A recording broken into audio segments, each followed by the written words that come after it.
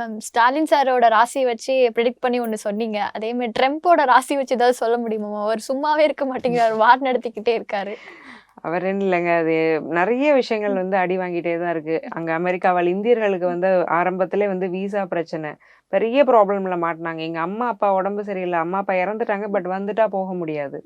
அப்போ கரியரா ஒரு தாயுடைய ஈம காரியமாங்கிற அளவுக்கு ஒரு மோசமான சூழ்நிலையில கொண்டு வந்து நிறுத்தப்பட்டுட்டாங்க. அங்க அந்த ஒரு நாட்ட நம்பி போனாங்க. ஸோ இந்த நாடு நம்மள காப்பாத்தும் அப்படின்னு ஒரு வாழ்க்கையை அமைச்சுக்கலான்னு போனவங்க வந்து ஒரு தத்தளிக்கிற நிலைமைங்கிறது ஆச்சு. இந்த வருடம் ஆரம்பத்திலே அது நடக்க ஆரம்பிச்சது.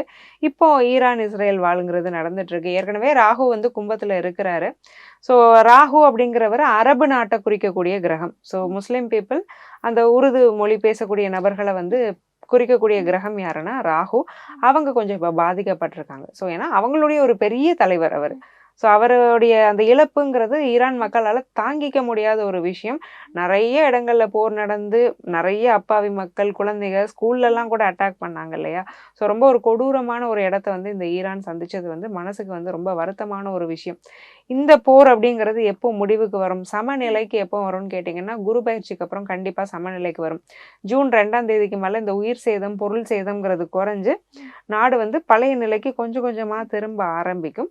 உயிர் பாதிப்புகள் இனிமே படிப்படியாக அடுத்தடுத்த மாதங்களில் குறையிறது வந்து கண்டிப்பாக உறுதி. ஆனால் அடுத்த ஒரு 3.5 மாதத்துக்கு தொழில் செய்கிறவங்களுக்கு வந்து தொழில் பாதிக்கப்படும் அப்படிங்கிறது ஏற்கனவே சொல்லிப்போம். பெட்ரோல் தட்டுப்பாடு, இன்டர்நெட்டில் சில பிரச்சனைகள், கேஸ் சிலிண்டர் தட்டுப்பாடு இதெல்லாம் வந்து கொஞ்சம் இருக்க தான் செய்யும். ஏன்னா கச்சா எண்ணெய்ங்கிறது அங்கேருந்து தானே வருது.